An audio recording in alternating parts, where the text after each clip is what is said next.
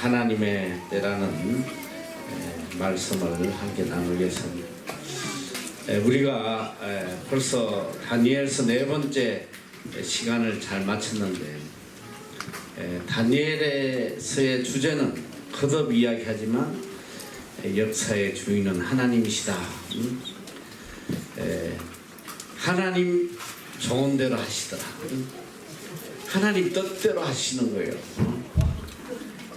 하나님 앞에서 감히 인간이 무엇을 할 수 있겠어요? 여러분 보면 인간이 정말 얼마나 나약한 존재인지 한번 조금만 지혜롭게 생각하면 도대체 인간이 할 수 있는 일이 무엇인가? 아무것도 없어요. 아무것도 아니라고. 지금도 한국에 보니까 뭐 태풍이 지금 뭐 제주도를 거쳐 지나가는데 태풍만 와도 아무것도 농민들이 보니까 태풍이 한번 휙 지나가고 나니까 1년 내내 애써서 수확한 이 과일 나무에 과일들이 다 떨어져 버렸어. 난 떨어진 걸 이렇게 유심히 봤더니 저게 왜 색깔이 저런가 봤더니 과일 하나하나에 다 이렇게 포장지로 이걸 사가지고 말이지 얼마나 정성을 들였는데 태풍 한번 휙 지나가니까 다 끝이 아무것도 아닌 거예요. 올 여름에는 보니까 우리나라 뭐 기상 관측일에 제일 더웠다고 한 40도 정도 돼버리니까 이야, 양식장에 고기가 다 죽어버렸어. 양식장에 고기가 다 죽었어. 거풀 아니야. 소하고 닭, 돼지 수십 마리가 다 죽어버려. 뭐 그냥 선풍기를 틀고 어떻게든 살려보려고 별짓을 물을 뿌리고 매일 난리를 쳐도 1년 내내 고생한 것이 한순간. 그러고 보면 정말 마음이 아파요. 그 당한 사람은 어떻게 했어? 1년 내내 고생했어. 그것도 또 자기 돈으로 하는 것도 아니고 은행 돈 빌려가지고 한순간에 인생이 아무리 애쓰고 노력을 한다고 해서 내 뜻을 이룰 수 없어요. 기회를 잡아보려고 모든 사람들의 마음속에는 성공할 기회. 이 성공을 다른 말 하면 내가 볼 땐 다 돈이야, 돈. 어떻게 하면 이 돈을 좀 벌 기회를 잡아볼까? 정말 발버둥쳐. 돈을 위해서 얼마나 애쓰는지 몰라. 하루 종일 그냥 오직 머니야, 머니. 근데 일생을 그렇게 애쓴다고 해서 자기가 원하는 걸 잡을 수 있는 사람이 없더라, 이 소리가 없어.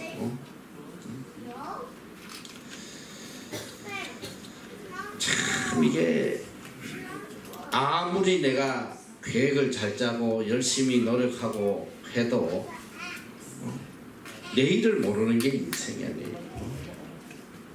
한때는 말이지 우리나라에 중국 사람들이 욕하라고 그랬나 뭐라고 그랬나 중국 사람들 좀 얼마나 밀려. 제주도에는 그냥 다 중국 사람이야. 유람선들이 어마어마하게 들어왔네. 제주도 땅값이 폭등하고 집값이 폭등하고 너도 나도 돈 벌겠다고 다 제주도 가서 그냥 모텔 짓고 호텔 짓고 난리치더라고.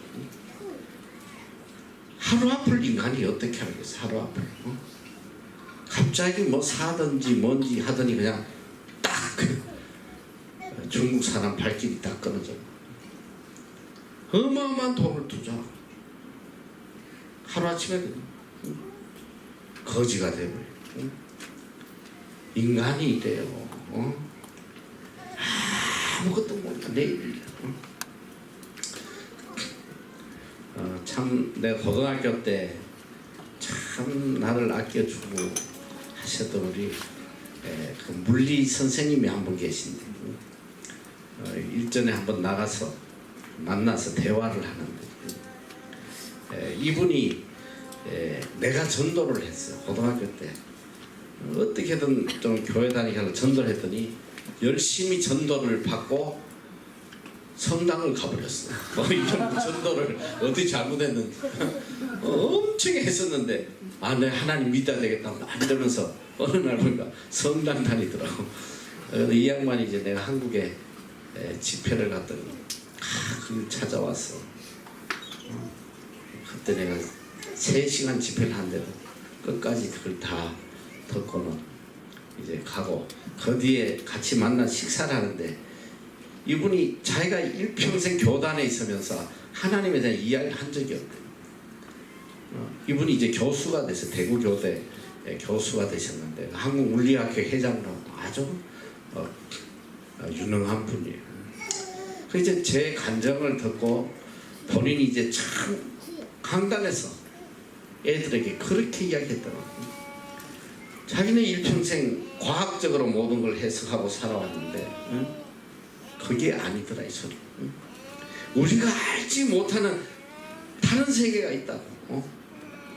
내 제자 중에 이런 기적을 체험한 사람이 있다고 자기가 학생들에게 강하게 이야기했다고 그러면서 이분이 하는 소리가 자기는 일평생 성공을 위해서 이 물리학계에 그래도 이분이 이제 컴퓨터의 선두주자예요. 컴퓨터 학회 뭐 회장이나 그래가지고 자기는 일평생 이 컴퓨터의 대가가 되려고 그 시간이 없는데 밤잠을 안 자면서 가족하고 같이 안 살고 혼자 따로 나오면서 밤마다 집필을 하고 해서 컴퓨터 책을 몇 권을 써요. 몇 권. 근데 지금 시간이 얼마 지나고 봤더니 그 책이 다 쓰레기라며 쓰레기.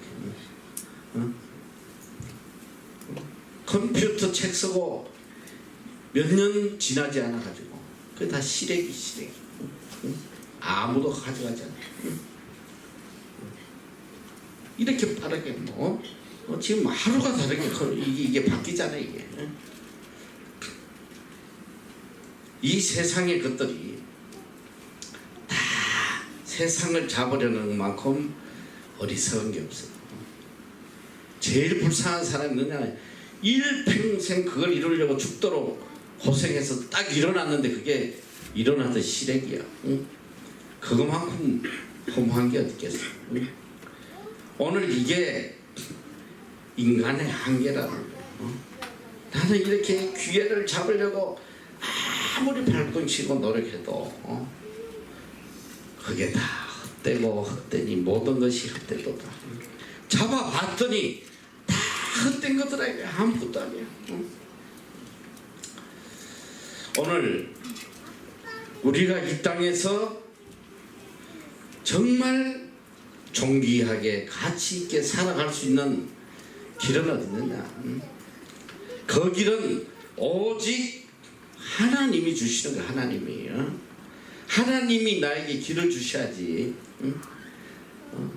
내 스스로 잡으려고 백날 생명 다해서 잡아봐야 시래기. 시래기가 영어가 뭔지 아는 사람? 드레시. 가비지. 오, 영어 잘하네. 나는 그런 거 안 써. 그런 거. 제일 마음에 드는 게 러비시다. 러비시. RUBBISH. 러비시. 그 러비시하고 가비지하고 차이가 뭐냐고 했더니 다 잘 몰라. 다 시래기는 시래기일 뿐이야. 그런데 나는 이 러비시가 마음에 들어. 러비시. RUBBISH. 세상의 모든 것들은 죽을 힘을 다해서 잡았더니 그게 다 러비시다. 시래기밖에 없다. 너 요즘 봐, 이 권력의 무상함. 아무리 올라가면 뭐하나.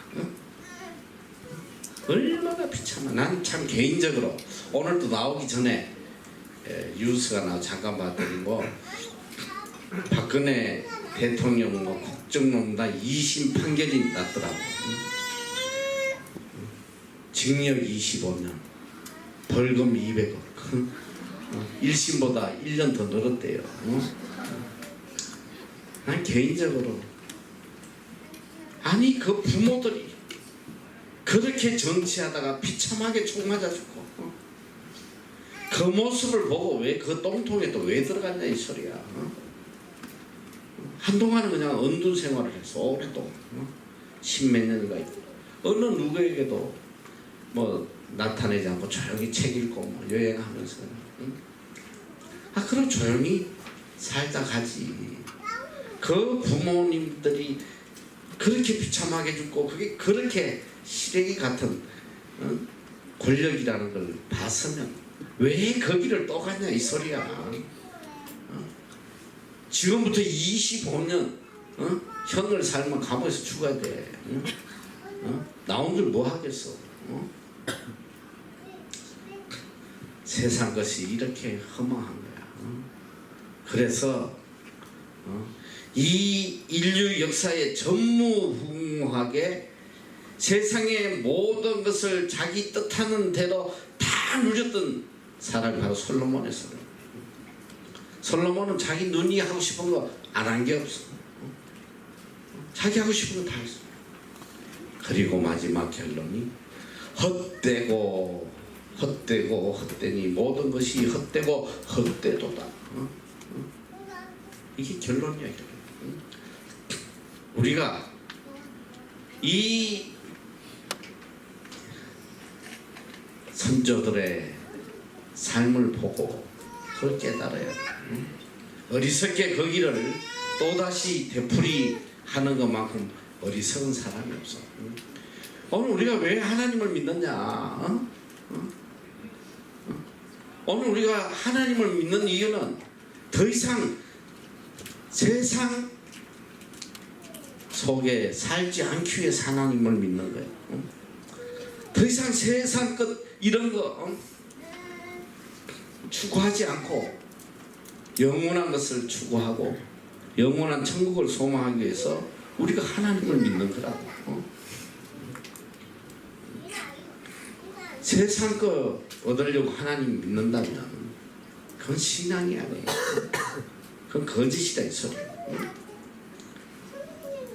그럼 뭐 이 하나님 믿는 사람 세상을 완전히 그냥 초월해가지고 저 세상 사람으로 살아야 되냐?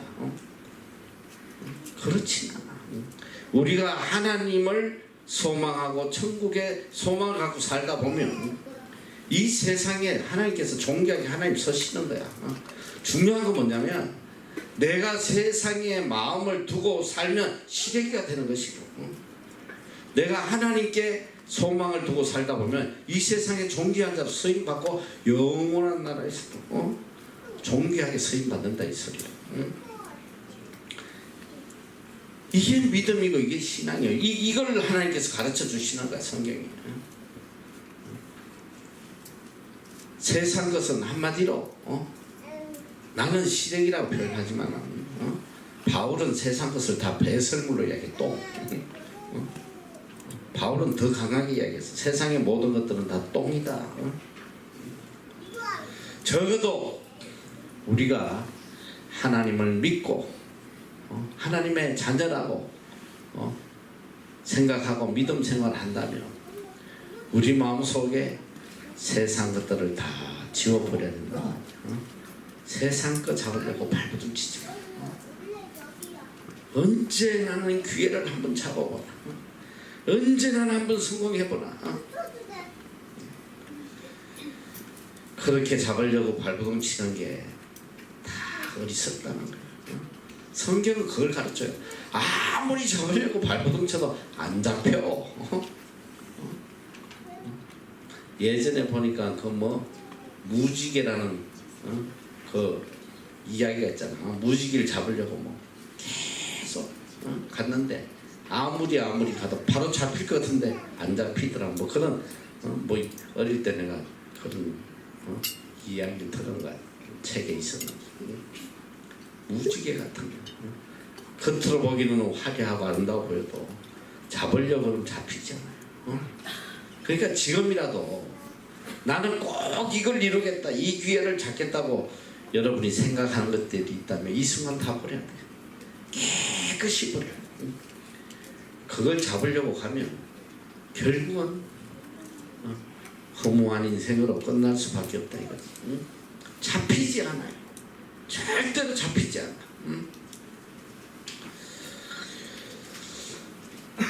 오늘 정말 이 다니엘서 5장은 이 하나님의 때라는 것인데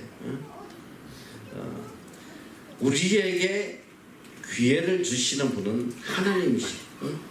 내가 지금까지 이야기했지만 이 세상의 환경과 역사가 어떻게 움직이냐면 하나님께서 하나님을 사랑하는 자를 존귀하게 만드시고 복되게 하시기 위해서 모든 환경을 움직이신다고 그랬잖아요. 내가 굳이 잡으려고 안 해도 내가 하나님만 바라보고 가면 하나님께서 나를 존귀히 만들어 주시고 하나님께서 기회를 주시고 다 해주시는 거예요. 다. 그래서 우리 믿음의 사람은 사는 방법이 달라. 세상 사람은 기회를 잡으려고 지가 그냥 잡히자는 거 잡으려고 일평생 쫓아가다가 지쳐서 하나님의 사람은 그거 잡으려고 쫓아가는 게 아니라 하나님 잡으려고 하나님만 보고 쫓아가다 보면 하나님이 모든 기회를 주시고 그 기회를 통하여 나를 높여주시고 존귀하게 해주시고 방법이 다르잖아. 방법. 이 믿음이 없는 사람은 세상을 너무 힘들게 살아. 나는 그게 제일 안타까워. 하나님은 너무너무 쉽고 복된 길을 주셨는데 굳이 나는 힘들게 살아야겠다. 여러분 한번 생각해봐. 여러분이 지금 인생의 길을 열려고 기회를 얻으려고 지금 발버둥 치고 살려면 쉬워 어려워? 너무너무 어려운 거야 너희들. 나도 예전에 밤잠 안 자도 죽으라고 공부해봐서 알아요. 얼마나 힘들어. 그 수많은 세상 사람들하고 경쟁해가지고 그들보다 위로 올라가야지만 짓밟고 올라가야 돼. 근데 애당초 이 하나님의 자녀들은 세상 사람들하고 경쟁하면 다치게 돼 있어. 세상 사람하고 같은 방법으로 경쟁하면 너희는 다 망하게 돼 있어. 절대 안 돼. 왜 그런지 알아? 세상 사람들은 생명을 걸고 해. 생명을 걸어도 여러분하고 비교가 안 되는 게 첫째, 여러분은 그 아이들만큼 공부를 할 수가 없어. 첫째, 시간이 없어. 선교해야 되잖아. 여기 와서 청소도 해야 돼. 밥도 해야 되고. 너희들 한국에서 봐. 너희들 주일날 예배 가야지. 하루 종일 주일날 섬겨야지. 반사해야지. 교사. 새벽기도 가야지. 가지도 안 하지. 수요 예배 가야지. 금요치라 가야지. 토요일날 청년부 가야지. 너희들이 어떻게 세상 사람하고 경쟁이 되겠어? 안 되는 거야. 이게 애당초 안 되는 거야. 애당초. 그런데 우리는 세상 사람들과 같은 방법으로 살아가면 다 망할 수밖에 없어. 호통 중에 살다가 망해버려. 그래서 하나님께서 하나님의 자녀에게는 특별한 은혜를 주신 거야. 특별한 은혜.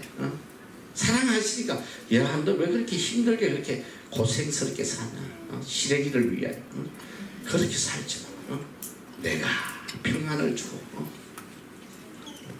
우리는 뭐냐? 그냥 하나님만 바라보고 가면 다 하나님. 하루 종일 생각하는 거야. 어떻게 하면 하나님을 기쁘시게 할까? 여러분이 이걸 잘 들어야 돼요. 그러면 하나님의 자녀는 공부도 하지 말고 아무것도 하지 말고 하루 종일 앉아가지고 찬송만 부르고 성경만 읽고 그러고 살아야 되는 거야. 그런 뜻이 아니야. 우리도 공부해야 돼요. 하나님께서 나에게 주신 환경에서 최선을 다해야 돼. 그런데 중요한 건 뭐냐, 내가 공부를 하는 이 목적도 하나님의 영광을 위해서 한다. 하나님의 영광, 하나님 기쁘시게 하기 위해서. 그래서 고린도전서 10장 31절 Whether you eat or drink or whatever you do, do it all for the glory of God. 너희가 먹든지 마시든지 무엇을 하든지 하나님의 영광을 위해서 해라. 그러니까 하나님의 영광을 위해서 공부하다 보니까 공부 자체가 중요한 게 아니야. 하나님을 기쁘시게 하는 게 더 중요해. 그러니까 공부 때문에 주일을 빼먹고, 공부 때문에 예배를 빼먹고, 공부 때문에 성경 읽는 거 또 안 하고 기도도 안 하고. 이런 사람은 하나님이 주신 방법대로 살자. 자, 내가 하나님 섬기는 걸 제일 우선으로 하고 거기에 온 마음을 기울이고 살다 보니까 비록 학력도 없고 뭐 세상 사람들 같이 아는 것도 없고 이럴지라도 하나님은 그를 들어서 존귀한 자로 서신단 말이야. 내가 정말 황당한 이야기 들었는데 청년들 이 강사들이 청년들에게 설교하면서 이야 이런 사기꾼들 내가 우리 애들한테 들었나 누구한테 들었나 그 이야기를 하더라고. 너희들 요셉같이 돼야 돼. 응? 요셉같이 훌륭한 위대한 사람이 돼야 돼. 요셉이 어떻게 노예로 죄수로 있으면서 그렇게 대애굽 제국의 총리가 될 수 있었나? 그는 준비가 됐다는 거야. 준비가. 나무서 무슨 준비를 했다는 거야? 애들이. 요셉은 감옥에 갇혔는데 그 감옥이 일반 잡범들이 있는 감옥이 아니래요. 왕궁 안에 있는 감옥인데 거기에 들어온 사람들 다 정치범이라는 거예요. 굉장히 지식이 하이클래스. 그래서 거기서 감옥에 같이 있으면서 그 사람들에게 애굽의 학문, 애굽의 문화, 애굽 정치, 경제, 역사 다 배우고 준비했다는 거예요. 거기서 준비를 해가지고 국무총리가 될 수 있었다고. 아마 이 진리를 모르는 사람들은 아멘 할 거야 아마. 여러분 이것만큼 사기가 있어. 무슨 요셉이가 감옥에서 얼마나 공부해가지고 그 나라 사람들 다 제끼고 국무총리가 돼서는 말 같지도 않은 소리를. 이 요셉에 대한 이야기 보면 항상 따라다니는 구절이 있어. 요셉에 대한 이야기. 그게 뭔지 알아? 여호와께서 요셉과 함께 하셨더라. 그는 노예로 있을 때도 여호와가 함께 하셨고 죄수로 있을 때도 여호와가 함께 하셨고 여호와가 함께 할 때 기적이 일어나는 하나님이 역사하시는 거예요. 오늘 여러분들이 내 힘으로 내 능력으로 살려고 발버둥 치지 마라.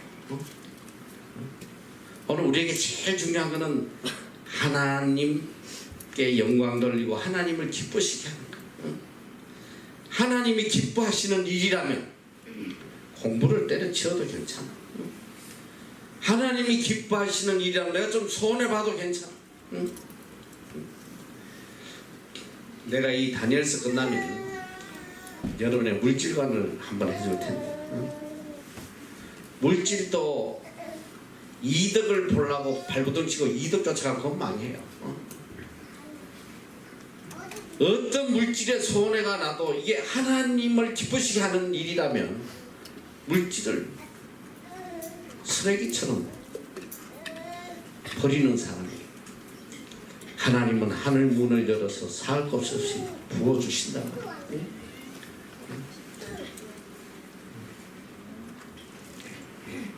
이 세상에서도 물질에 자유할 수 있는 길이 어디 있는가? 응? 여러분 참 복받은 사람이에요. 이제 내가 물질관을 해줄까 말까? 해주면 여러분 앞으로 일평생 물질에 자유할 수 있어. 조건이 하나 있어. 그대로 살면, 가르쳐 주는 대로 살면 일평생 물질에 자유하고 살아.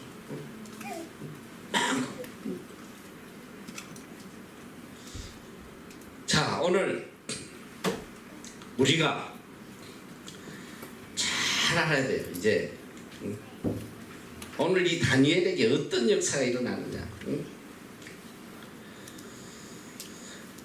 오늘 이 이야기는 누구 때의 이야기냐면 벨사살 왕 때의 이야기예요. 벨사살. 그 성경은 여기에서 느부갓네살이 죽고 그 다음에 벨사살 그의 아들 벨사살이 왕이 됐다고 이제 기록이 되고 있는데요. 내가 이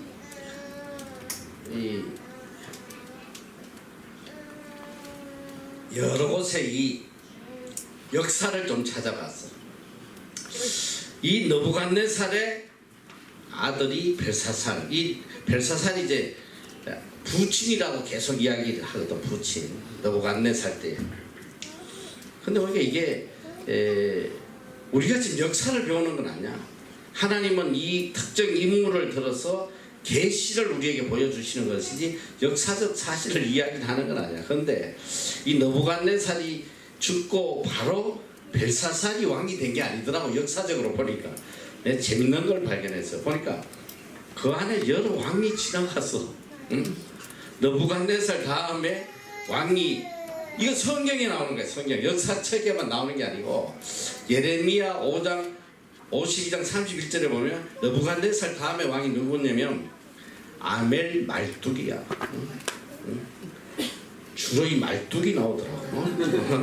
그리고 이 아벨 말뚝 다음에 누가 됐냐면 네르랄 사레셀 우리 왕이 됐어. 네르랄 사레셀. 제가 잘못했어. 누가 잘못 쳤구나. 내게 맞은 네르랄 사레셀로 고쳐. 자, 그 다음에 또 누가 됐냐면 라바시 말뚝. 이 바벨론은 말뚝을 되게 좋아하는 것 같아요. 그 다음에 또 나보니더스. 그 다음에 벨사살이야. 그런데 이 왕이 그 앞에 4명의 왕이 지나갔더라고.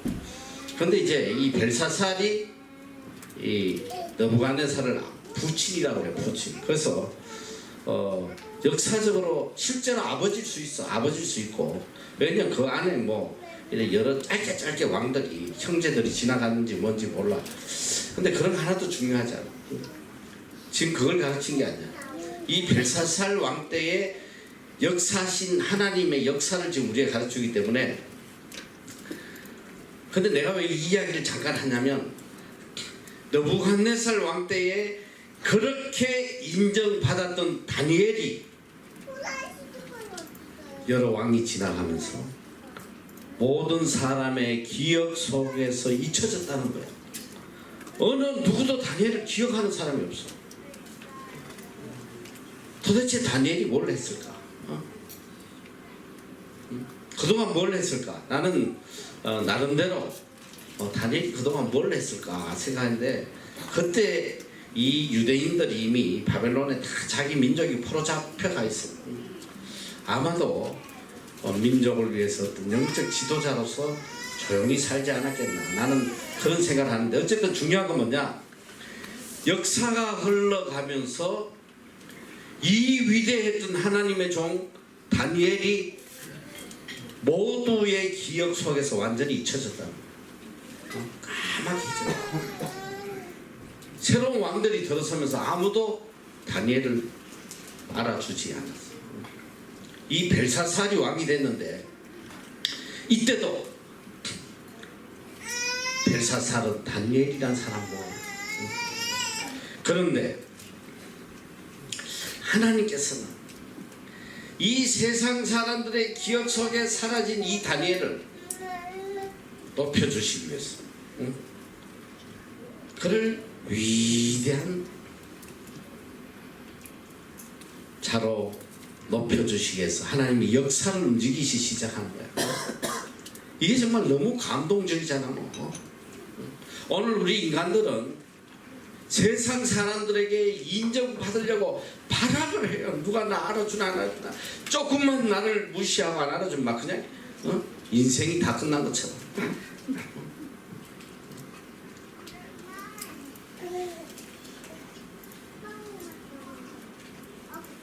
이 다니엘도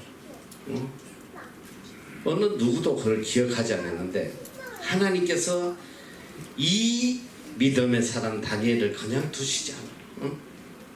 근데 이게 참 재밌는 게 뭐냐면 내가 살아보면서 그래. 내가 좀 인정받으려고 발부둥 치면 짓밟혀. 발부둥 치면 칠수록 더 짓밟혀. 그리고 남는 건 상처밖에 없어. 그런데 나는 가만히 있는데 하나님이 높여주시고 정말 존귀한 자거든. 자, 지금부터 이 5장에 나타나는 놀라운 역사를 우리 한번 보자 말이야. 1절부터 4절까지 다 한번 읽어봐. 시작. 벨사살 왕이 그 귀인 2,000명을 위하여 큰 잔치를 개설하고 그 2,000명 앞에서 술을 마시니라. 벨사살이 술을 마실 때에 명하여 그 붙인 느부갓네살이 예루살렘 전에서 취하여 온 그 기명을 가져오게 하였으니 이는 왕과 귀인들과 왕후들과 빈궁들이 다 그것으로 마시라 함이었더라. 이에 예루살렘 하나님의 성소 중에서 취하여 온 그 기명을 가져오매 왕이 그 귀인들과 왕후들과 빈궁들로 더불어 그것으로 마시고 우리가 술을 마시고는 그 금은 무, 철, 목석으로 만든 신들을 찬양하더라. 한번 해도 돼. 자, 우리가 다니엘서 1장에서 본 내용이야. 여호야김 왕 때 하나님께서 이 유다를 치시는데 그때 보면 주께서 느부갓네살을 들어서 하나님이 느부갓네살을 들어서 이스라엘 이 유다를 침공해서 다 쳐버려요. BC 587년에 치면서 어떻게 하셨냐? 모든 유다 민족들이 생명처럼 섬기던 이 하나님 예루살렘 성전을 다 파괴해버리고 성전 안에 하나님께 제사 지내던 모든 이 그릇들 제사용품들을 다 삭설이해서 바벨론에 가져갔어. 그 자기 창고에다가 이제 처박았는데 이 벨사살이 어떤 악을 행하냐면 귀족 1,000명을 불러놓고 이제 술 파티를 하는 거야. 술 파티를 조용히 안 하고 어떻게 했냐면 하나님을 모독하는 짓을 했어. 자기 부친 때에 가져다 놓은 하나님께 제사 드리는 모든 기구들을 다 가지고 오게 했어. 거기에다 술을 따라서 술을 퍼마시면서 첫째는 하나님 앞에 불경을 행하고 악을 행하고 둘째는 뭐냐? 그렇게 술을 마시고는 자기들이 만든 검은 동철 목석으로 만든 신들을 찬양하더라. 우상을 섬기는 하나님 앞에 불경하고 우상을 섬기고 악을 행하는 모습이 지금 나오고 있는데 그때 어떤 사건이 터지냐? 5절에서 6절 한번 읽어보자. 시작. 그때 사람의 손가락이 나타나서 왕궁 촛대 맞은편 문벽에 글자를 쓰는데 왕이 그 글자 쓰는 손가락을 본지라. 이에 왕이 즐기던 눈이 변하고 그 생각이 번민하여 몇 젓갈의 마디가 녹는 듯하고 그 무릎이 서로 부딪힌지라. 왕이 됐어. 여기까지. 여기 6절 아니야? 그래 일단 술을 이빠이 먹고 취해 있는데 이빠이가 뭔지 알아? 이빠이 먹고 취해가지고 있는데 갑자기 너 생각을 해봐. 갑자기 벽에 사람도 아니고 손가락이 나타나가지고 글을 쓰기 시작을 해. 손가락이 휙 그냥 술 한 시에도 그거 보면 다 기절초풍해서 아니 이게 갑자기 손가락이 나서 글을 써.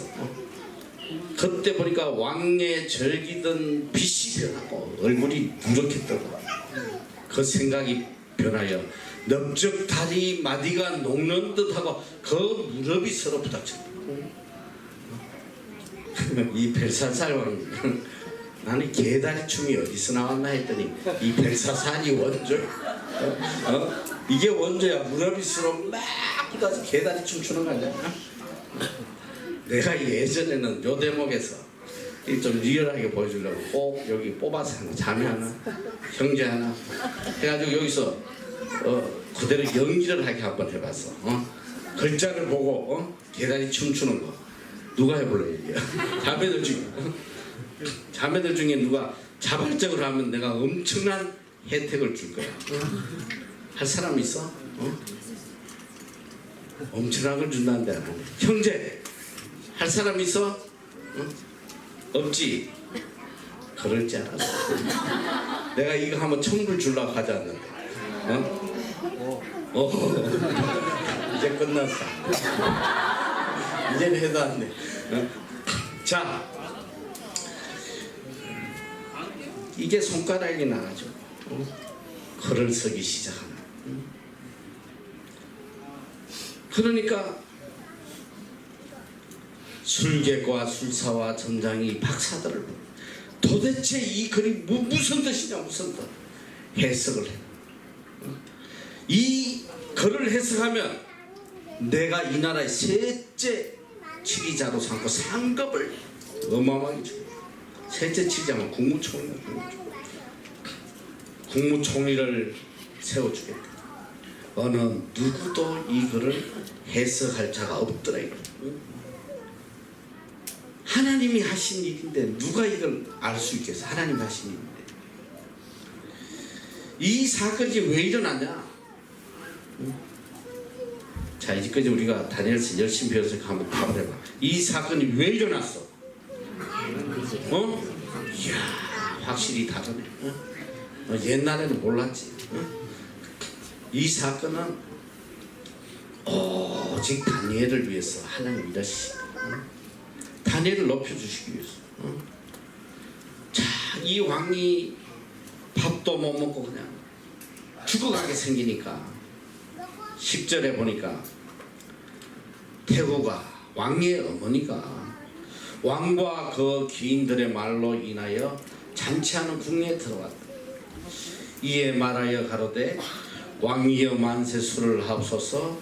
왕의 생각을 번민케 말면 낯빛을 변할 것이 아니니 왕의 나라에 거룩한 신들의 영이 있는 사람이 있으니 곧 왕의 부친 때에 있던 자로서 명철과 총명과 지혜가 있어 신들의 지혜와 같은 자라. 왕의 부친 느부갓네살 왕이 그를 세워 박수와 술객과 갈대 수사와 전장의 어른을 삼으셨으니 왕이 벨드사살이라 이름한 이 다니엘의 마음이 민첩하고 지식과 총명이 있어 능히 꿈을 해석하며 엄밀한 말을 밝히며 업문을 파할 수 있었음이라. 이제 다니엘을 부르소서. 그리하시면 그가 그 해석을 알려드리다. 이제 다니엘을 부르소서. 한번 따라해봐. 다니엘을 부르소서. 다니엘을 부르소서. 하나님의 때라. 하나님이 부르시는 때가 있어.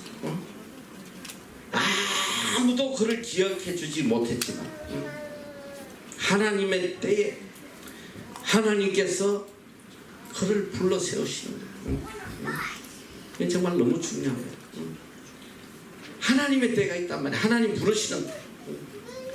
다니엘도 오랜 시간 왕이 4명이 지나갈 동안 그는 야인으로서 어느 누구도 그를 알아주지 않았어요. 그러나 하나님께서 그를 부르시더라고요. 하나님의 때에 부르지도 않는데 자꾸 껄쩍거리고 나오면 죽어요, 죽어. 왜 나는 하나님이 사용하시지 않나? 원망하고 한탄하지 말란 말이에요. 하나님의 부르심의 때가 있어. 그때까지 인내하고 조용히 하나님 앞에 충성되게 살다 보면 내가 기회를 잡으려고 발부둥치고 난리를 안 쳐도 하나님이 기회를 만들어서 나를 불러 세우신다 이 소리야. 이 믿음의 사람은 사는 방법이 달라. 만약에 다니엘이 왜 나를 아무도 안 알아주나, 내가 바벨론의 국무총리였는데 이러고 한 자리 하려고 발부둥쳐서 그는 오래전에 망해버려. 하나님이 주시는 환경 속에서 조용히 최선을 다하니까 하나님의 때에 하나님께서 부르시잖아. 불러 세우시고. 제가 이 뉴질랜드 와서 나이 40이 돼서 신학을 하면서 얼마나 많은 고통을 당한지 몰라. 그 참 하나님의 은혜로 처음에 어떤 일을 맡기셨냐면 이 초등학교 프로그램을 하게 해서 초등학생들 초등학교 9살짜리부터 12살짜리를 한국에서 데려왔어. 이 나라 현지 학교에다 넣어서 거기서 6개월간 영어를 가르치면서 그 아이들에게 내가 복음을 전하고, 나는 초등학교 선교사야. 그래서 어린애들 데리고 목회를 시작합니다. 여러분 말이 그 1년에 100명을 내가 7년간 700명을 교육을 시켰어. 내가 여러분한테 이야기했나? 내가 처음에 와서 이야기한 것 같은데 그때 공부했던 애가 하나가 며칠 전에 내한테 이메일이 왔더라고. 지금 대학을 졸업하고 직장 생활하는데 그때를 너무 못 잊어서 감사해서 메일을 보낸다. 너희들 지금 봐, 이 믿음 있는 이 성숙된 순교자라고 뽑아놓은 이 MEC도 이 100명도 안 되잖아요 지금. 이런데도 사방에서 불평, 원망, 별 일들이 다 생긴데 너희 한번 생각해봐. 9살짜리부터 12살짜리까지 말 한마디도 안 돼요. 부모들이 그냥 강제로 그냥 영어 배우라고 비행기 타보니까 비행기 타자마자 그때부터 울고 오는 게 11시간을 울고 지 엄마 아빠 사진 들고 엉엉 울면서 이까지. 근데 그런 애를 갖다가 오자마자 그냥 키위집에다가 어른들도 홈스테이 하기 어려운데 말 한마디 안 되는 애를 거기다 집어넣어. 맛자가니 없는 빵만 맨날 주면 돼. 엄마 아빠 찾고 뭐. 그 아이들을 7년 동안 돌보면서 오직 기도, 말씀하고. 놀라운 거 뭐냐? 내가 다니엘서 강의를 언제부터 했냐? 그때부터 했어. 그때부터. 근데 놀랍게도 지금 내가 하는 거나 그때 하는 거나 별반 차이 없어요. 근데 그 애들이 이 다니엘서 강의를 그렇게 기다려. 그렇게 일주일에 2번 하는데 얼마나 기다리는지 몰라. 정말 놀랍게 이제 아이들이 변화되는데, 근데 그 7년 동안 그 콜리게 그걸 잡고 목회를 하는데 정말 감사하게 7년 동안 돌아간 애가 딱 한 명. 이거 우리가 돌려보내서 어쩔 수 없었어. 자폐증을 가지네. 자폐. 비만 오면 그냥 운동장에 물속에서 뒹굴고 막 학부모들이 항의했어. 쟤는 병원에 가야지 여기 놔두면 어떡하냐. 그 한 명 돌려보낸 거 외에는 다 성공시켰어요. 검하는 애들을 하면서 이제 일손이 부족하니까 어떻게든 전도사나 뭐 목회자나 이렇게 해서 같이 좀 하자고. 어느 누구도 와서 한 달도 못 견딘 거야. 아니 내가 목사가 전도사가 이 애들 코올리 이것도 시부랑 완전히 종이거든. 밥해서 만나요. 밥 배달해서 먹여야 또 머리 내가 그때부터 이 머리를 깎았어. 머리 애들 머리를 내가 깎고 싶어 깎게 아니야. 이 애들이 키위 이나라 미용실에 갔다가 애들 머리 잡고 오면 그때 우울증이 걸려. 애들이 밥도 안 먹는데 애들이 미에 대해서 그렇게 예민해. 애들. 그 할 수 없이 내가 내 실력으로 그냥 배우지도 않고 했는데 너무너무 잘 깎습니다. 5분마다 한 명씩 깎아내는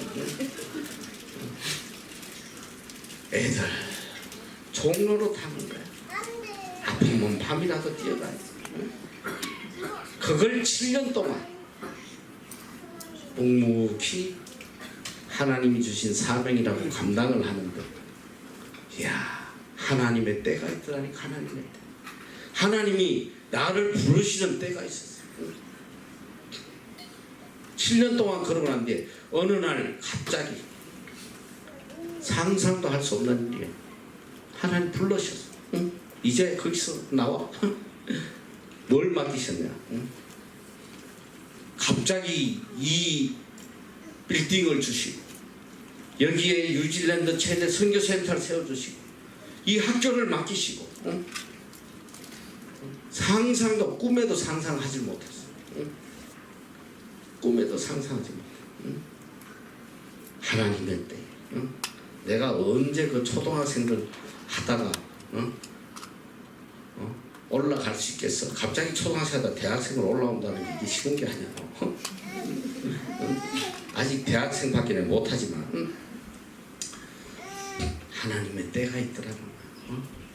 하나님이 맡겨주신 상황에서 묵묵히 최선을 다해서 오직 그 아이들에게 어떻게든 복음을 전해야겠다. 오직 그 한 마음밖에 없었어. 그러니까 믿지도 않는 애들이 막 와가지고 애들이 믿음이 이게 첫 번째 얼마나 믿음이 차더라고요. 그래가지고 그 프로그램 중에 6개월 중에 부모들이 단체로 한번 방문하는 시간이에요. 부모들이 와서 나한테 하는 소리가, 선교사님, 아니 얘들을 어떻게 이렇게까지 세뇌교육을 시킬 수 있냐 이 소리야.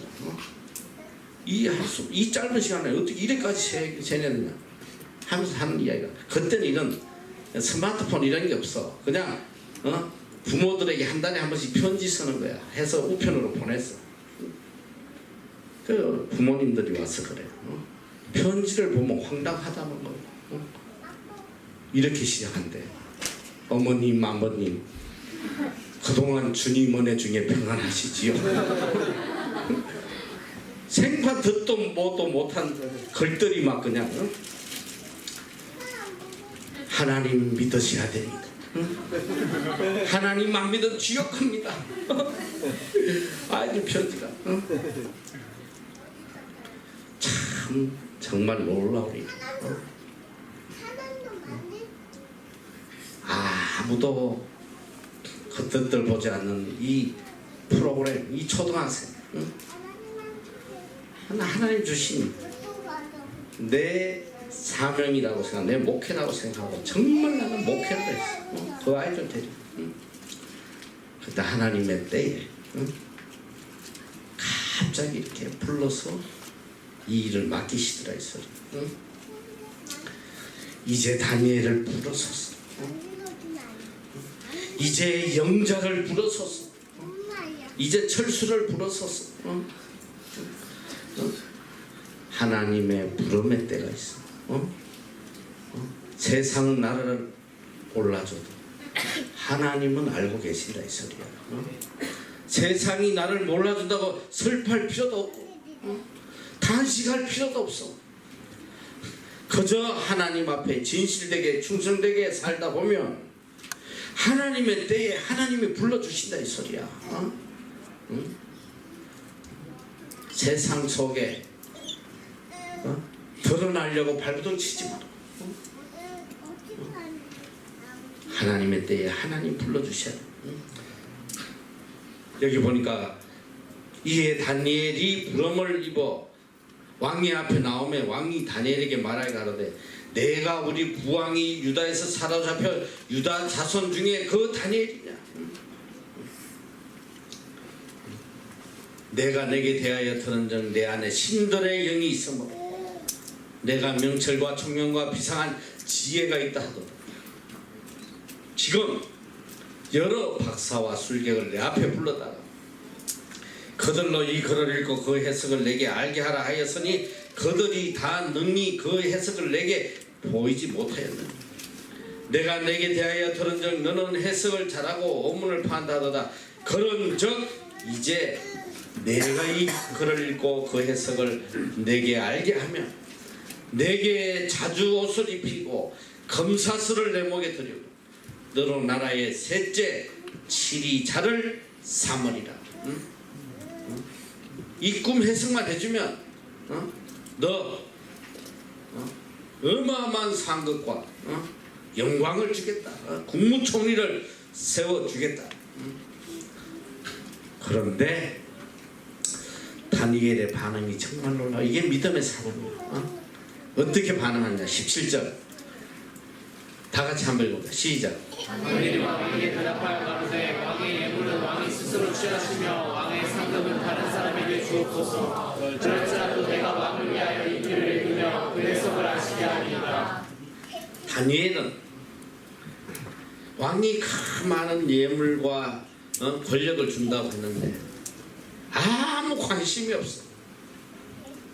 왕의 예물은 왕이 스스로 취하시고 왕의 상급은 다른 사람에게 주세요. 그럴지라도 내가 왕을 위하여 이 글을 읽으며 그 해석을 아시게 하리다. 믿음의 사람은 세상 것에 관심이 있으면 안 되고 세상 것 취하려고 마음 빼앗기면 안 된단 말이야. 이게 믿음의 사람이야. 나는 그런 거 아무 관심도 없어. 당신이 가지라 이 소리. 나는 그저 하나님께서 알려주신 대로 이 꿈을 해석해 주겠다. 이게 믿음의 사람. 자, 그리고 이 다니엘의 말이 얼마나 놀라운지 이렇게 왕이여 지극히 높으신 하나님이 왕에 붙인 느부갓네살에게 나라와 큰 권세와 영광과 위엄을 주셨고 그에게 큰 권세를 주셨으므로 백성들과 나라들과 각 방언하는 자들이 그의 앞에서 떨며 두려워하였으니 그는 임의로 죽이며 임의로 살리며 임의로 높이며 임의로 낮췄더니 그가 마음이 높아지며 뜻이 강팍하여 교만을 행함으로 그 왕위가 폐한바되며 그 영광을 빼앗기고 인생 중에서 쫓겨나서 그 마음이 덜짐승의 마음과 같았고 또 덜나기와 함께 거하며 또 소처럼 풀을 먹으며 그 몸이 하늘에 이슬에 젖었으면 지극히 높으신 하나님이 인간 나라를 다스리며 자기 뜻대로 누구든지 그 위에 세우시는 줄을 알기까지 이르게 되었으나 벨사살이여 왕은 그의 아들이 되었습니다. 이것을 다 알고도 오히려 마음을 낮추지 않는 도리어 스스로 높여서 하늘의 주제를 거역하고 그 전 기명을 왕의 앞으로 가져다 왕과 귀인들과 왕후들과 빈궁들이 다 그것으로 술을 마시고 왕이 또 보지도 듣지도 알지도 못하는 그 먼 동철과 목석으로 만든 신상들을 찬양하고 도리어 왕의 호흡을 주장하시고 왕의 모든 길을 작정하시는 하나님께 영광을 돌리지 아니한지라. 이러므로 그의 앞에서 이 손가락이 나와서 이 글을 기록하였나이다. 여러분 이게 믿음의 사람이야. 이 대제국 황제 앞에 왔어. 다 이렇게 책망하잖아. 어떻게 당신의 부친이 그런 일을 당하고 하나님 앞에 버림받고 그걸 보고도 하나님을 알지 못하고 이렇게 악을 행하는 얼마나 위대한 사람이야. 하나님은 인생의 호흡을 주장하시고 왕의 모든 길을 작정하시는 분인데 어떻게 하나님에 대해서 이렇게 악을 행하느냐. 황제도 꾸짖을 수 있는 이런 믿음의 사람이에요. 그리스도인은 그런 담대함이 있어야 돼. 말씀 안에서.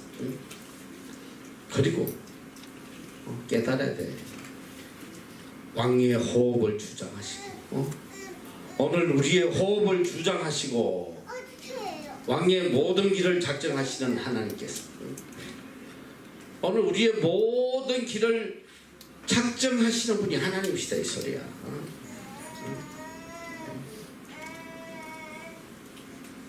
인간이 자기의 뜻대로 계획할지라도 발걸음을 인도하시는 분은 여호와 하나님이시라고 생각해요. 암만 계획하고 암만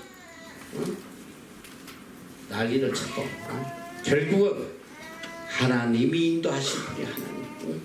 내 뜻대로 되지 않아. 다니엘은 왕도 두려워하지 않고 어느 누구도 두려워하지 않아. 누굴 두려워했냐? 오직 여호와 하나님. 그러니까 담대할 수밖에 없는 거예요. 우리는 이 세상에 두려워할 것이 하나도 없어. 인간 아무것도 안 된다. 인간 두려워할 이유가 하나도 없어. 인간을 주장하시는 분은 하나님이시다. 환경 두려워할 거 하나도 없어. 이 환경을 주장하시는 분은 하나님.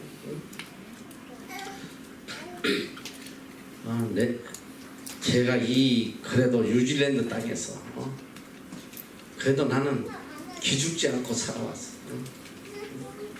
사실 보면 다 기죽을 수밖에 없는 환경이야. 생긴 것부터 쇼트. 이 나라 사람들 반밖에 안 돼. 그러다가 이게 영어라고 이게 영어네. 그러다가 뭐 전기나 했어. 가진 게 있어. 뭐가 있어. 처음에 하나님께서 이 빌딩과 학교를 주셨다. 우리 학교에 보니까 선생님들이 뭐 정말 쟁쟁하더라고. 보니까 뭐 영국 캠브리지 뭐 석사에다 뭐다. 처음에 아주 인수해서 왔더니 나를 알기로 정말로 우습게 하고 정말. 거기서도 끝까지 우리가 복음 전하기. 하나님께서 이 학교를 주신 목적은 오직 이 중국 아이들 복음 전한 것이다. 그래가지고 그냥 오는 애들마다 성경책 주고 뭐 그냥 열심히 전도하고 교회 세우고 했더니 선생들이 나를 떼거리로 찾아와서 너 여기가 어딘지 알고 이런 짓을 하냐 너 여기 한국인지 알고 너 이 학교에서 특정 종교를 강요하면 너 인권 문제로 너희 학교 클로징대로 너 깜빵 간다는 거야. 와서 위협을 하고 막. 그래서 내가 뭐 두려워할 게 뭐가 있어. 아니 하나님께서 나보고 선교하라고 이 학교 주셨는데 이까지 있더니 뭐야 이거. 그래가지고 더 열심히 했어. 우리 애들 많아서 더 열심히 전해. 더 열심히 복음 전해. 이놈들이 안 되니까 교육청에다 이 나라 NJQ에다가 투서를 했어. 성경 다 찍고 이 학교에 성경 구절 이거 다 찍고 애들 강제로 강요한다고 말이지. 투서를 내더라. 투서. 그래서 이 나라 교육부에서 특별감사가 내라. 특별감사 이틀 동안 전부 다 애들 불러서 인터뷰하고 뭐 선생들 불러서 인터뷰하고. 야 어떻게 인간적으로 보면 정말 두려운 일이야. 학교 클로징하고 뭐 벌금 몇십만 불 때리고 깜방이 가면 얼마나 두려운 일이야. 근데 뭐 내가 두려워할 분은 하나님밖에 없으니까. 자 이틀 동안 특별 감사가 끝난 다음에 감사원이 나한테 이런 이야기. 너희 학교 너무 좋은 학교야. 내가 이렇게 좋은 학교 못 받아. 나한테 그래. 너희들 지금 매년 감사받고 있는데 내가 이번에 들어가면 2년에 한 번 바뀌어줍니다. 오히려 우리를 더 복되게 해주시더라고요. 우리만 얼마나 신이 나.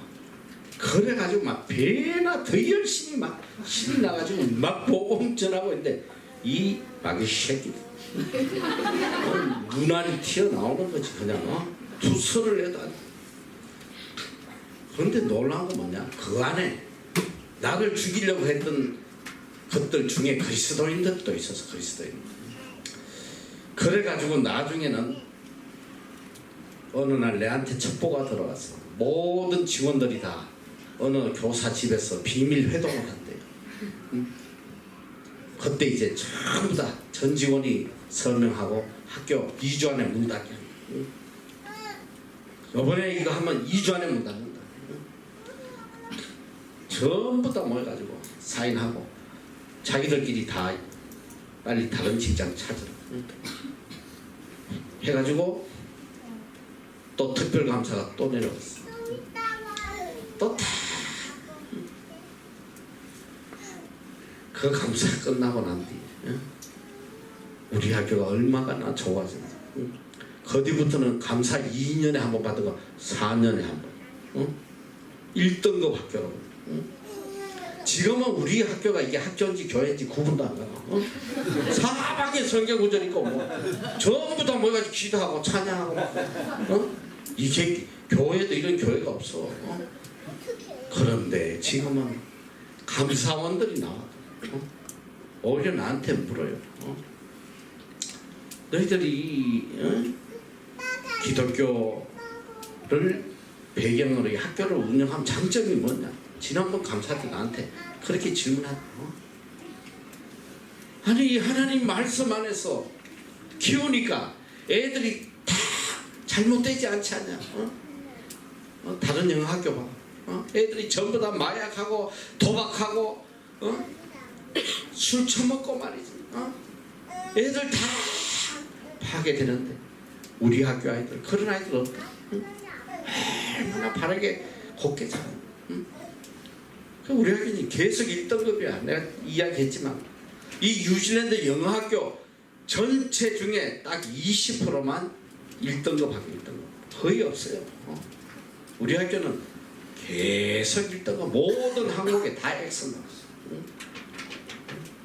우리 하나님이 하시는 지금까지 이 선교를 이끌면서 한 번도 사람을 두려워하지 않았어.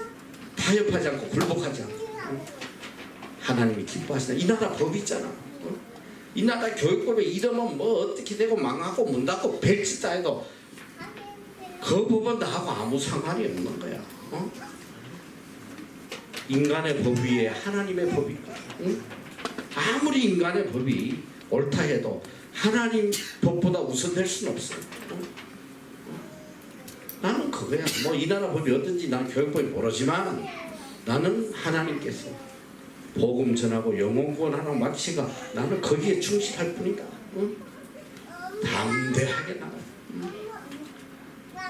오늘 우리 학교가 이렇게 잔잔한 호수처럼 평안한 거.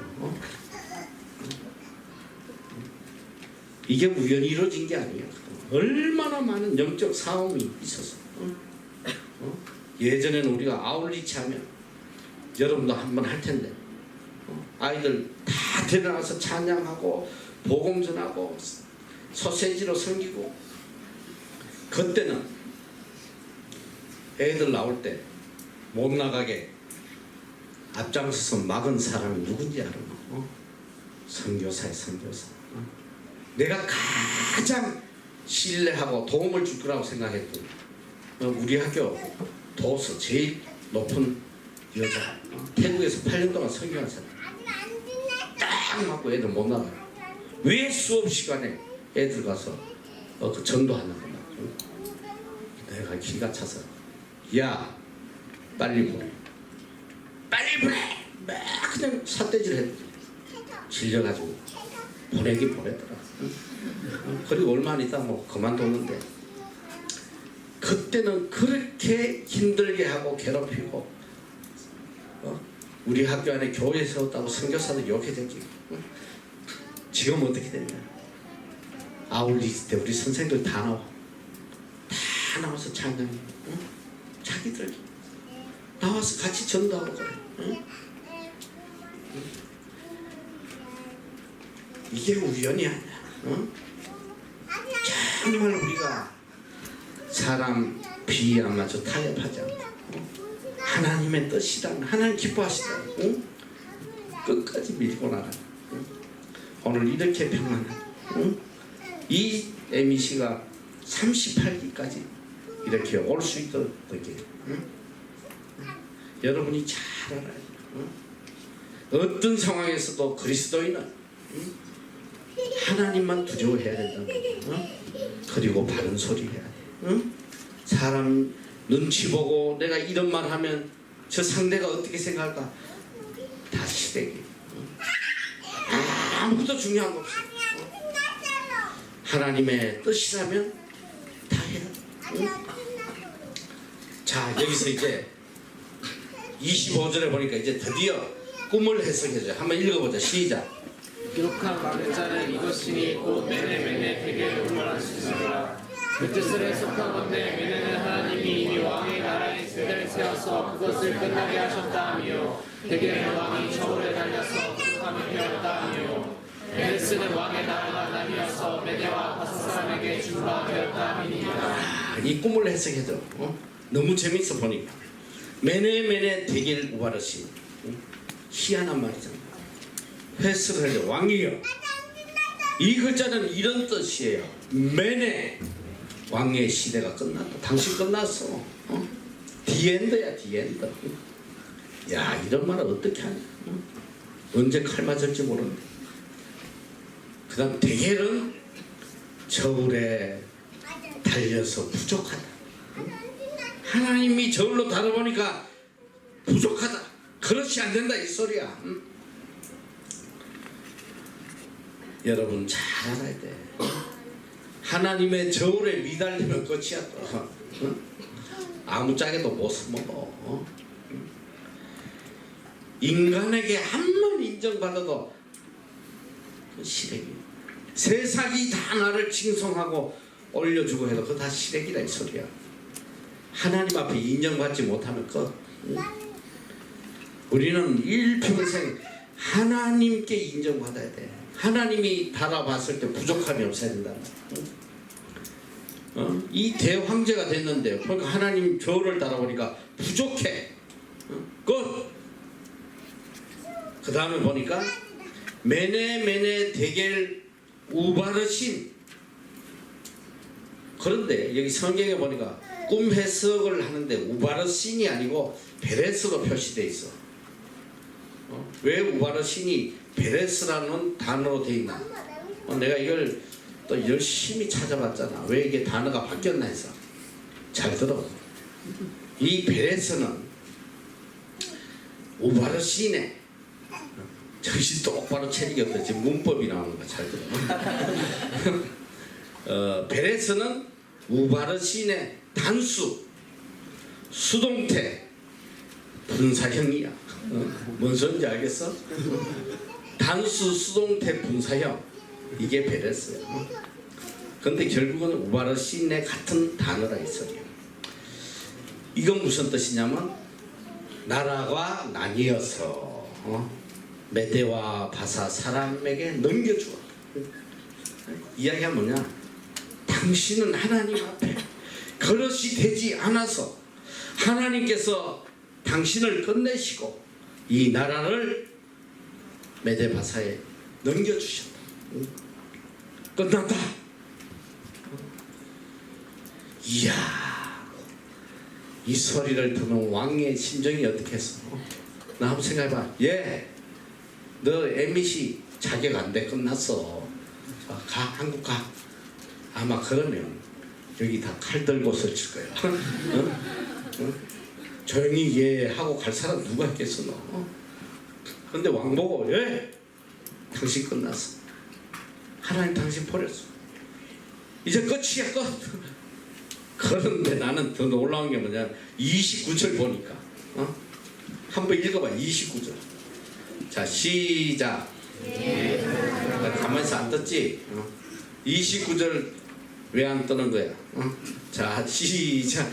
이에 벨사살을 명하여 우리로 다니엘에게 자주 옷을 입히게 하며 사슬로 그의 목에 들리게 하고 그를 위하여 조서를 내려 나라의 셋째 지휘자를 삼으리라.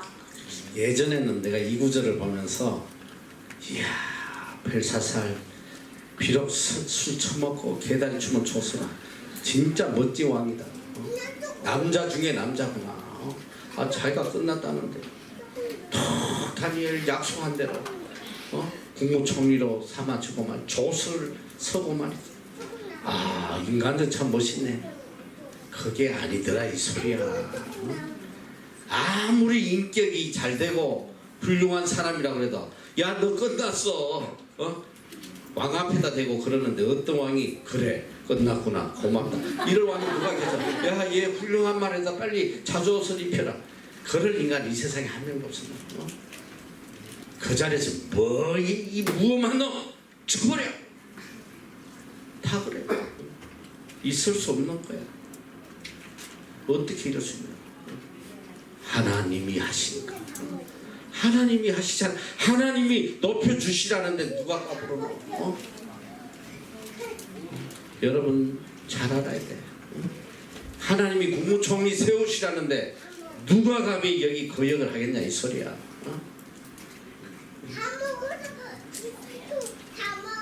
하나님께서는 아무도 알아주지 않는 이 다니엘을 높여주시기 위해서 왕을 통하여 이 사건을 일으키시고 그 다니엘의 말대로 어떻게 했냐. 30절 이 정말 충격적인 사건. 30절 한번 읽어 시작. 연약함에 갈대아와 벨사살이 죽임을 당하였고 메대 사람 다리오가 나라를 얻었는데 내 다리오는 역시 미세였더라. 바로 그날이야.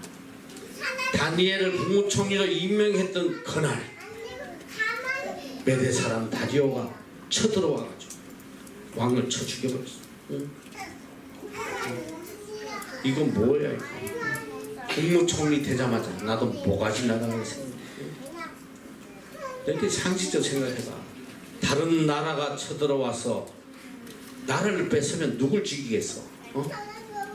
왕만 죽이겠어 너? 귀족들 다 죽여. 국무총리는 바로 그 다음으로 죽어야 돼. 그 윗사람들부터 다 쳐 죽이는 거야. 이게 도리야 너. 너 우리나라 지금 민주국가라고 하지만 너 대통령 한번 바뀌면 다 죽어 다. 대통령 한번 바뀌니까 장관들 뭐 다 감방한 사람 거의 없더라고. 절대 권력 시대에 다른 나라가 쳐들어와서 왕을 죽였네. 국무총리가 살아났다. 살아난 건 중요한 게 아니라 더 중요한 거 뭐냐. 다리오 밑에서도 국무총리가 됐다. 국무총리. 여러분 이게 이해가 되는 소리야. 나라가 바뀌었는데 그 자리에서 또 국무총리가 됐다. 이게 하나님의 역사야. 하나님의 역사. 우리가 생각할 수도 없는 이런 기적의 역사. 왜 하나님이 주권 자신이 하나님 뜻대로 하시는 거. 하나님 기뻐하시는 거. 하나님이 높여주시겠다는데 누가 막겠어. 죽어야 될 사람인데 내가 국무총리로 서겠다는데 누가 감히 하나님 앞에 대적하겠냐 이 소리야. 하나님이 이런 분이시오. 오늘 우리가 살아나는 유일한 길이 뭐냐. 하나님에게 붙들려 서입하는 하나님의 마음을 감동시키는 사람이 돼야 돼. 하나님이 나를 그냥 두고는 못 견디는 그런 사람이 돼야 돼. 하나님이 높여주지 않고는 못 견디시는 거야. 그냥 얘가 여기 있어서 안 돼. 하나님이 존귀하게 만들어 주셔야지. 내 스스로 높아지려고 하면 더 비참하게 되는 거예요. 오늘 우리가 세상 사람들에게는 인정받으려고 얼마나 애쓰면서도 하나님에게 인정받으려고 발부둥 친 사람 별로 없어. 이게 바로 우리 믿음의 현실이야, 현실. 지금부터 바꿔야 돼. 그리고 사람의 평가에 신경 쓰지 마. 그거 다 시래기야, 시래. 아무리 나는 훌륭하다고 칭찬해줘도 그거 시래기야, 시래. 언젠가 그 사람이 뒤에서 돌 던져. 이게 세상의 원리야. 하나님만이 나를 지켜주시는 분. 그래서 그러니까 이게 생각해라 보면 우리가 너무 남의 눈을 의식하고 살아라. 특히 우리 한국 사람 옷 하나 입는 것까지도 남이 이거 어떻게 생각할까 막 그냥 머리 하나 해가지고도 막 하루 종일 거울 보고 뭐 이랬다 저랬다. 아무도 안 쳐다봐. 신경 꺼는 뭐 아무리 비싼 옷 입어도 안 쳐다봐요. 혹시 쳐다보면 저 짝퉁인가? 뭐 그 정도지. 정신 차려. 제일 어리석은 인생이 사람 의식하고 살아. 오늘 우리 하나님만 의식해. 하나님이 나를 어떻게 평가하시구나. 그래서 내가 살아가면서 정말 좋아하는 속담 같은 게 하나 있어. 한국에. 내가 어려운 일을 당하면서 그 속담이 어느 날 머리에 생각이 나면서 그때부터 내 태도가 많이 달라진다. 어떤 내용이냐면 우리 속담 비슷한 것 중에 이런 게 있어. 너희는 들어봤을란가 몰라. 똥개는 짖어도 열차는 달린다. 이거 들어본 적 있어 없어? 들어봤어? 못 들어봤어? 이게 세대 차가 났을 거야. 우리 때는 그게 너무 많이 유행해서 똥개는 짖어도 열차는 달린다. 너희들은 잘 몰라. 요새는 왜 그러냐면 이게 기차가 요새는 다 KTX 하냐. 그냥 300km로 가는 비행기처럼 나가는 거야. 그러니까 이 똥개들이 짖을 수가 없어. 짖으려고 이렇게 왕 하는 데가 없어졌어. 없어지니까 짖을 이유가 없잖아. 그런데 옛날 때는 기차가 이 완행열차 칙칙폭폭 한참을 이 마을을 지나가요. 저 마을 건너편부터 이제 삑 하면서 이제 기차가 간다고 경적을 울려줘. 그러면 동네 마을의 모든 똥개들이 다 모여. 다 모여가지고 열차를 향해 다 짖기 시작하는 거야. 합창을 해요. 왜 그러냐면 오지 말라고. 오면 안 돼. 그런데 이 열차가 지나가잖아. 야, 똥개 짖는다고 열차가 멈추냐? 가요, 계속 가. 근데 이 똥개들이 진짜 머리가 나빠. 가슴은 그만 짖어야지. 근데 보이지 않을 때까지 계속 짖고 있어, 계속. 그래서 그런 말이 나와서 똥개는 짖어도 열차는 달린다. 이게 뭐고 우리 신앙생활한테 너무나 필요해. 말씀이야. 야, 똥개 짖는다고 열차 멈추냐? 너희 세상 사람들이 너희들 비난한다고 하나님 믿는 걸 멈출 수 있냐 이 소리야. 난 그래요. 누가 뭐 헛소리 찌끄리고 하면 아이고 똥개는 짖어도 열차는 달린다. 누가 무슨 소리 해봐. 우리는 우리 갈 길 가면 돼.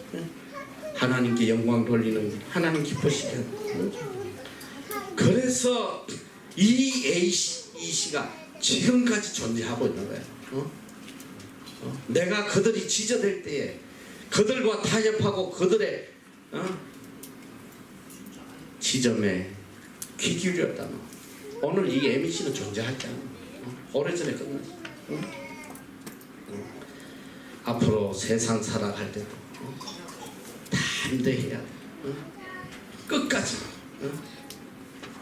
하나님 기뻐하시는데 가면 어떤 역사가 일어나냐? 세상은 다 나를 몰라줘도 하나님의 때에 하나님이 불러서 세우시는 거예요. 귀하게 세우시는 거예요. 이제 내일이 6장 클라이막스입니다. 정말 너무 놀라운 거예요. 나라가 뒤집혀서 새 나라가 세워졌는데 그는 여전히 그 나라의 국무총리로서 어떤 위대한 역사를 감당하고 있는지 내일은 클라이막스. 너무너무 놀라운 거예요.